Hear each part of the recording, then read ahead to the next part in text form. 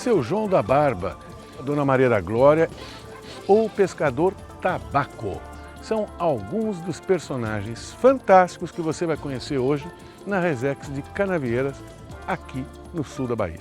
Está começando mais um Mar Sem Fim. Seja muito bem-vindo a bordo.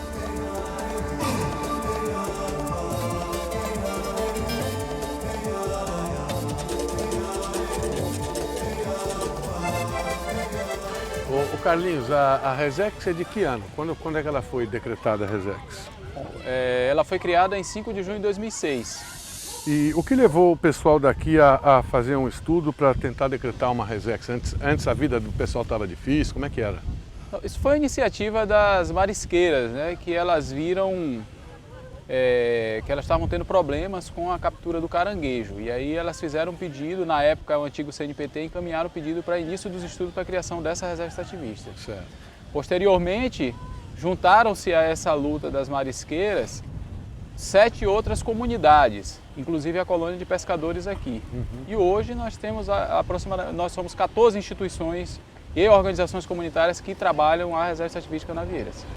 Olha, acho que o principal impacto positivo que a reserva extrativista trouxe foi a garantia do território das comunidades tradicionais pesqueiras, né? Nós, a partir de junho de 2003, iniciou-se um processo de especulação de terra muito forte no entorno das áreas dos manguezais para a implantação de fazendas de cassinicultura aqui no município de Canavieiras, entre o município de Canavieiras e Belmonte. E esse processo ele levou à perda de grandes áreas de apicuns, aquelas áreas atrás dos manguezais, que foram sendo vendidas para a implantação de projetos de cassinicultura. Acho que você vai ver pela estrada aí que não são poucos, né? Nós vemos que a criação da reserva ela foi a nossa melhor estratégia para a garantia do território dessas comunidades pesqueiras, porque senão a situação hoje estaria muito mais difícil. Ô Javan, qual é a área total da Resex? Aproximadamente 101.640 hectares. Desses 101.000, aproximadamente 85.000 é áreas marítimas, né, de mar aberto, e o restante é área continental, sendo que a grande maioria disso é mangue. São mangues, praias, restingas, apicuns. O mangue estaria em torno de 12, 13 mil hectares. E quantas pessoas que estão envolvidas com a Resex, hein? No último cadastro que foi feito dos usuários da Resex, nós chegamos ao número de 2.400 famílias aproximadamente. 2.100 já cadastradas, faltam umas 300 ainda para fechar esses números. Desses, os beneficiários diretos devem ser em torno de 70% a 80%.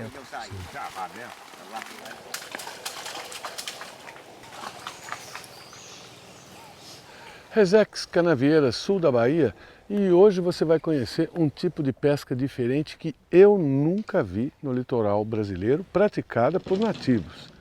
É a prática da sulunga.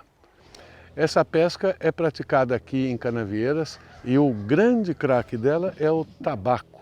O tabaco primeiro entrou aqui no mangue, pegou a isca viva, que é um peixe pequenininho assim, por nome bobô, e agora nós vamos sair com ele e ver como é que ele faz para pescar robalo assim. Vamos lá acompanhar?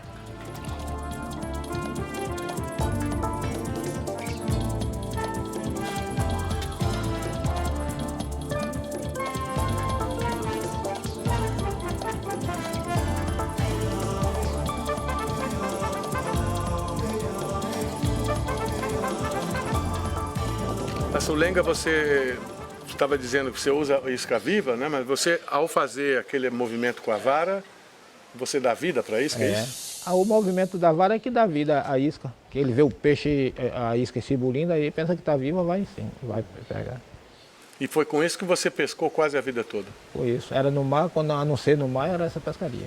Quando o robalo, quando eles estão com fome mesmo, quando a isca bate na água, eles já estão pegando. Eles ficam na flor d'água, né? No lugar que tem pau, eles ficam na flor d'água, por encostar dos paus. Na hora que a isca faz isso, ele já está. O problema é que agora, com excesso de pesca, você quase que não consegue mais. Ou então, muito pequenininho, que nem o de hoje, que você soltou, não é isso? Olha, ontem eu saí daqui, nesse rio daqui, não peguei nenhum peixe. Fui pegar quando peguei o rio de Belmonte. Para ir para Belmonte foi que peguei, na outra barra. Que peguei, comecei a pegar o peixe, o robalo. Porque aqui nesse rio Só peguei da ida, não peguei nenhum. Na vinda foi que eu peguei dois flechas somente. Outro problema que você me contou é a questão das jangadas. Aqui ainda se construíam jangadas, né? Agora, como é que está agora o negócio? A gente ainda constrói. Agora só tem que faz jangada, só eu e meu irmão que mora ali na estrada. É que faz jangada. Tem até uma pronta ali que dá para vocês. Eu quero que você me mostre ela. Mas você estava falando da dificuldade de achar o pau da jangada. É, porque o IBAMA não proíbe a gente cortar os paus. A gente tem que tirar na intoca. Quando acontece a gente tirar é na intoca. Entendi. Então isso está contribuindo para acabar com esse tipo de pescaria? De pescaria. Pelo jeito que o IBAMA está proibindo a gente tirar a madeira para fazer a navegação, vai chegar ao ponto de acabar. Aproveite bem, porque essa talvez seja a última jangada aqui do sul da Bahia. É uma técnica centenária. Esse tipo de embarcação começou com os índios, quando Pero Vaz de Caminha escreveu a famosa carta para el rei Dom Manuel, já mencionava talvez o bisavô das jangadas, os índios que chegavam com uma embarcação ainda mais tosca que essa. Ela foi aprimorada pelos descendentes dos portugueses que ficavam na costa, de acordo com Luís da Câmara Cascudo, famoso historiador do folclore brasileiro. Foram os holandeses, quando dominaram aqui o Nordeste, que introduziram a vela. Vocês veem ali naquele primeiro banco tem o furo, a enora, ali é colocada a vela. E nessa jangadinha mínima, desse tamanico, esse pessoal aqui, o Tabaco estava me contando, chegavam a sair, passar 3, 4, 5 dias pescando, perdiam a referência de terra, perdiam completamente a vista de terra e voltavam navegando pelas estrelas e voltavam exatamente para o mesmo ponto de onde tinham saído. Ou seja, é toda uma técnica de construção e de navegação, um negócio fantástico que é típico dos brasileiros oriundos da costa e que está ameaçada de extinção pelo progresso, pela burrice humana, pela falta de fiscalização e pela incompetência do IBAMA, muitas vezes, que proíbe os pescadores de pegarem uma tora dessa de paúba, enquanto os grandes desmatadores continuam detonando a Amazônia e toda a Mata Atlântica aqui do sul da Bahia. Esses podem continuar fazendo. Agora, uma tora de piúba, um coitado de um pescador desse é ameaçado de ser preso, pagar uma multa de R$5.000 e tudo mais. E incrível é que o IPHAN, o Instituto do Patrimônio Histórico Brasileiro, considera as embarcações típicas um bem cultural dos brasileiros. É um bem que pertence a todos nós. E mesmo assim está ameaçado de extinção. Então curta bastante, que talvez seja a última que você vê.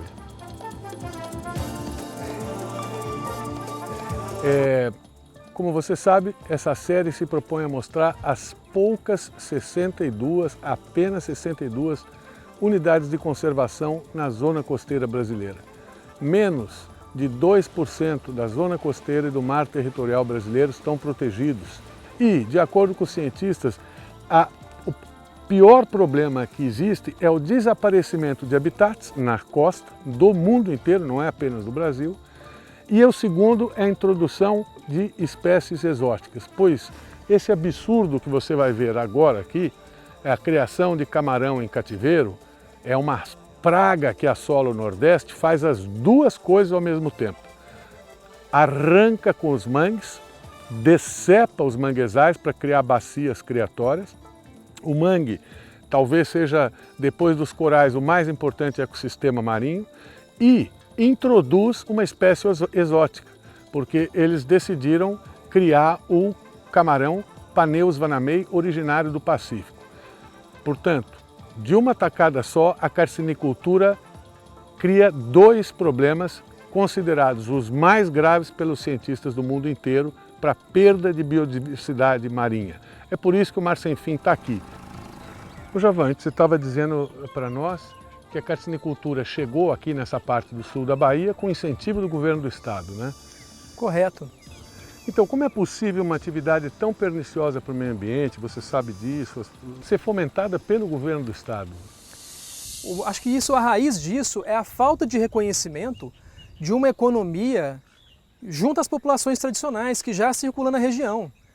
né? Você pega aí Canavieiras, é um polo, né, onde mais se pesca caranguejo, onde se pesca muito camarão silvestre e pesca também de peixes, né? Vocês podem ver logo aqui atrás o mar aberto, né, que hoje é reserva extrativista a algumas milhas náuticas mar adentro, e entre esse mar e esses pontos que estamos vendo logo aqui abaixo, você vê uma faixa de mangue, algumas com coco também, mas uma grande área de mangue, e as carciniculturas instaladas do lado, né, desse manguezal, nas áreas de apicuns. E isso para as populações, né, gerou um certo conflito, né, foram instaladas antes da criação da Resex. Quando foi criada a reserva extrativista, é que as populações tiveram uma segurança maior para continuar suas atividades. Mas é claro, investimentos, linhas de crédito, poder ampliar a forma, melhorar a forma de extração natural, né, a forma tradicional de se adquirir esse recurso da natureza, não se encontram hoje, né? É muito raro isso. No máximo, a agricultura familiar que recebe algum incentivo. E depois, o grande problema, aliás, são dois, já vi em vários lugares, né? Primeiro que esta água aí das piscinas acaba se infiltrando no solo. E também eles usam uma série de produtos químicos, né, para que não dê praga. Muitas vezes, de forma indireta, esse resíduo vai para o mangue, em alguma hora vai. E é uma água com características completamente diferentes da água que foi captada, né? E não só pela questão desses antibióticos, né? O metabisulfito, assim como corretores de acidez e alcalinidade, né? Corretores de pH, mas também pela quantidade de nutrientes, né? Que é uma água extremamente eutrofizada, né? Que está carregado de nutrientes e é despejado no mangue, né, que não é um ambiente que possui aquelas características. Isso tá. Então, um dos problemas que causa, eu soube, é a tal da eutrofização, que parece um palavrão. Traduz isso para a gente, por favor, Javan.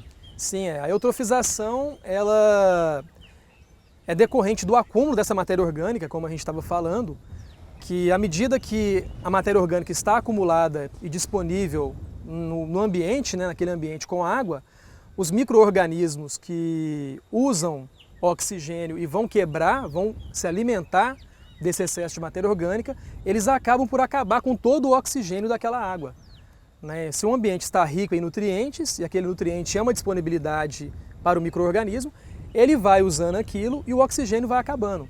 Chega uma hora que você tem praticamente ambientes mortos, né? Um ambiente que tinha outras condições, melhores condições para poder manter a vida. Certo. Uma última questão sobre a carcinicultura. Eu entrevistei uma das lideranças que estava na reunião de conselho da Resex, o Carlinhos, que me falou que quando eles chegaram aqui, fizeram uma reunião na prefeitura dizendo que iam gerar até 5.000 empregos, e é evidente que isso gerou uma certa expectativa da comunidade. Você que está aí mais por dentro do povo da Resex, essa carcinicultura gerou 5.000 empregos para esse povo mesmo, não? No total das 18, né, todas foram vistoriadas, eu afirmo com toda certeza que não chega nem perto de 5.000 empregos, né? Diria que menos de 1.000. Mar Sem Fim hoje na Resex Canavieiras. Nós vamos agora conhecer onde começou a Resex, um dos lugares que houve uma revolta, primeiro pela instalação de fazendas de carcinicultura, o pessoal começou a chiar e foi o início da Resex. Barra Velha chama-se, lugar lindo.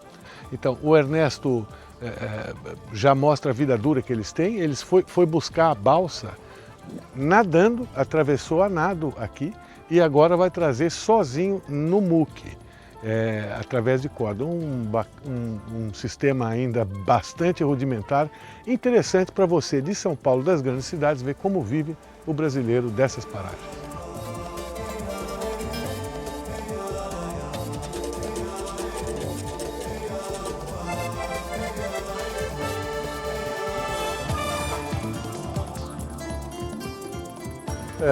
Dona Maria, a senhora estava falando para a gente do grande problema que é para chegar e sair de Barra Velha, né?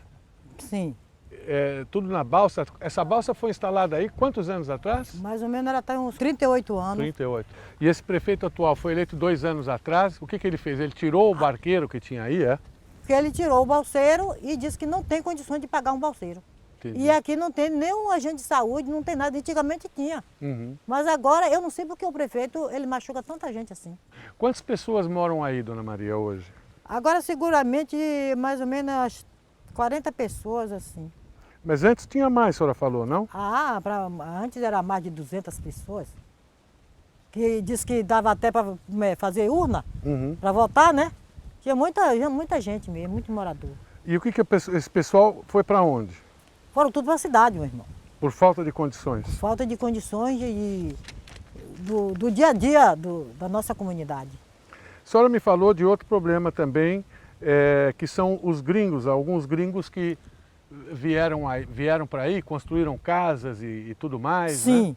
compraram propriedade, aí privaram muitos pescadores, porque logo quando eles chegaram, eles colocavam cães na beira da praia, ninguém podia pescar, todo mundo tinha medo. E a senhora me disse também de um problema de envenenamento de um poço de água da irmã da senhora? Sim.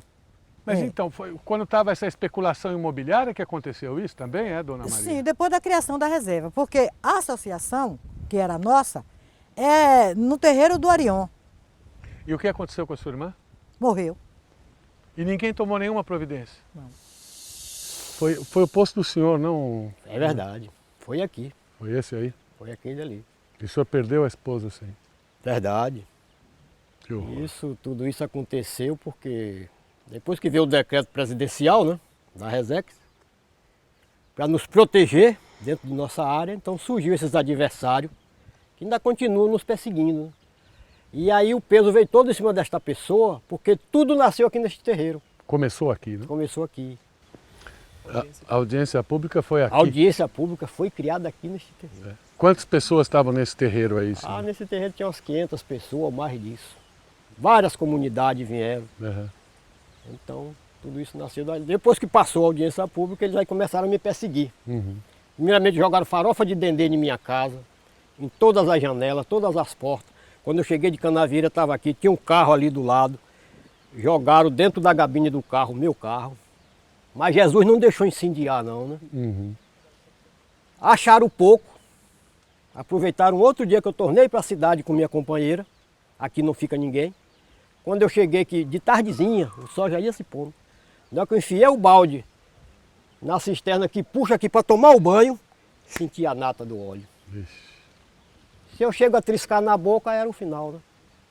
Então foi esta a origem de eu perder minha companheira, que a gente já estava há 30 e tantos anos morando junto. Puxa vida. Me condenaram à morte, foi um maior sapeco, mas Jesus Cristo está aqui, do meu lado. Não sei se foi Deus que achou por bem, tirou minha esposa, me deixou, não sei, só Ele é quem determina, né? Uhum. Mas estamos na luta, Claro. e jamais a gente deixa de lutar para Importante. preservar o que é nosso, Importante é isso. Justiça não foi feita não, né, senhor? infelizmente. E ainda temos tempo para mais um ambiente na Resex de Canavieiras. Nós vamos conhecer agora Manguinhos. De acordo com o analista ambiental Javan, que nos acompanha, é o lugar onde tem o mangue mais pujante, mais bonito, mais rico de toda a Resex. Vamos lá então.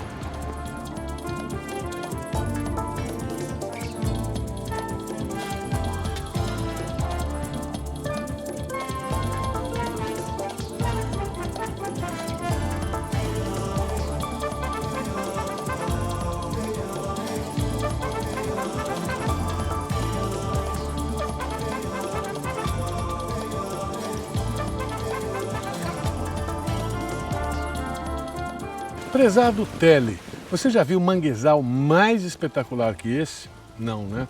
Eu também não. Muito impressionante. Olha que eu conheço mangue, hein? Já vi mangue em toda a parte desse Brasil, no sudeste até no sul, limite ali de Laguna, para o norte, mas como esse, muito bonito, muito espetacular. E chegamos então na última comunidade que eu me propus a mostrar nesse programa da Resex de Canavieiras, a comunidade de Campinhos. E nós vamos conversar agora com um dos líderes daqui e das pessoas que lutou para a criação da Resex e hoje tem uma posição de destaque aqui. Você estava dizendo para nós que mangue lindo esse, hein? Isso é maravilhoso, e aí, isso aí é que faz a gente viver. É, né? Você estava dizendo quantas pessoas que dependem desse pedaço de manga? Acima de 2.500 a 3.000 famílias, direta e indireta. E que todo dia estão Todos mariscando. os dias. É. O que eles tiram aí, basicamente? Aí eles tiram o sururu, a lambreta, a ostra, o caranguejo, o siri, o aratu, enfim, e o estuário, o peixe, né? A cangoá, a cambriaçu, o rumalo, a carapeba e outros, né? Como a vermelha, enfim.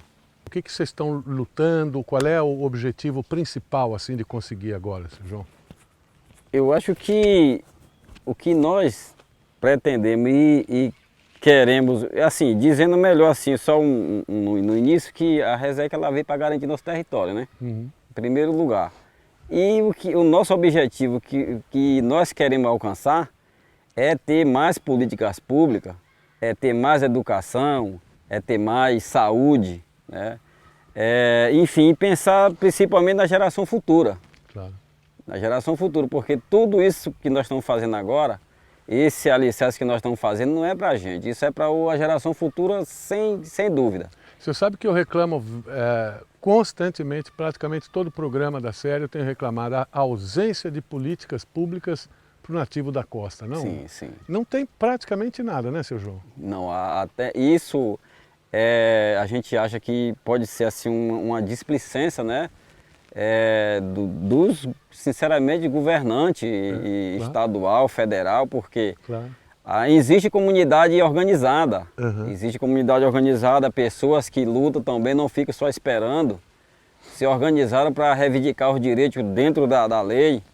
Certo. Então, é isso que nós fazemos, né? Bom, seu João, o que eu posso dizer é desejo muito sucesso. Obrigado. Antes esse programa tivesse o dobro do tempo ou tivesse mais episódios, porque se tem uma unidade de conservação que merecia 2 ou 3 programas, pela beleza, pela quantidade de pessoas envolvidas e pelo exemplo que está dando de conseguir se organizar, etc., é a RESEC de Canavieiras. Então, antes de terminar, eu deixo a palavra para o senhor se despedir e deixar um recado aí para o telespectador. Então, um recado que eu deixo tanto para a comunidade onde nós vivemos e as outras que por aí existem, que a gente nunca pode se acomodar, porque não vai adiantar nós só dizer assim, o governo tem que fazer. Não, o governo tem sim, mas só que a gente tem que estar organizado para poder chegar até o governo e reivindicar e as coisas acontecer. Então o recado que eu deixo para outras comunidades que estão aí ainda em anonimato é que o pessoal acorde para a vida, porque se não acordar, a maré vai carregar. Beleza. Seu João, muito obrigado por tudo. Nada. Espero você semana que vem, tem mais Mar Sem Fim. Até lá, tchau.